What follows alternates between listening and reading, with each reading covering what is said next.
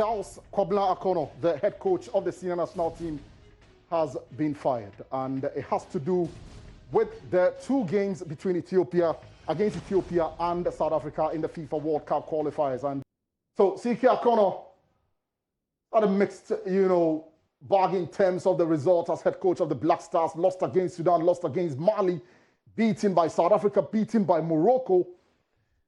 Hasn't been all rosy for him in the last 1 year or so. And of course, there's been doubts about his competence following some of those results, especially when the Black Stars were hammered by Mali in an international friendly.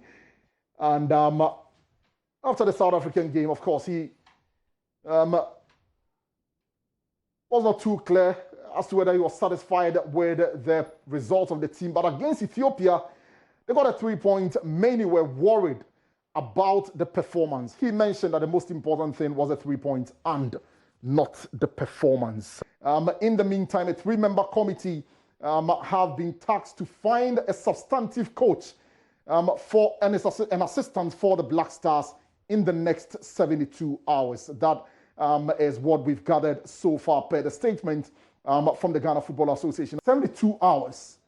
Is that enough time to find a head coach, a competent one for that matter, for the Black Stars? My question is, why the rush? We don't play Zimbabwe next week. We don't play them in 2 weeks. We don't even play them in 3 weeks. So why are you going to limit a 3-man committee to just 72 hours? That's just another recipe for a disaster. And what you want to ensure is that there is no continuation in terms of making a wrong decision. And you make sure that you appease the people and actually going for the right man when you sack someone who you think is incompetent. Because what's going to happen is that if you rush and take yet another bad decision and take someone whose technical vision is not aligned to what you expect from the Black Stars, you're only going to retrogress more. And guess what? Make the Black Stars job more unattractive. And that way, you're not even going to get bigger names anymore. So I don't see why there's a time stamp on that. I thought they would have the liberty to at least work around and get the best coaches. Because, Hans, realistically speaking, how many top coaches are available at And I was actually coming to that in terms of options for head coach of the Black Stars. I mean, there's always going to be the debate about whether it's going to be a local coach or an expatriate. First up, where do we go? Do we go in for an expatriate?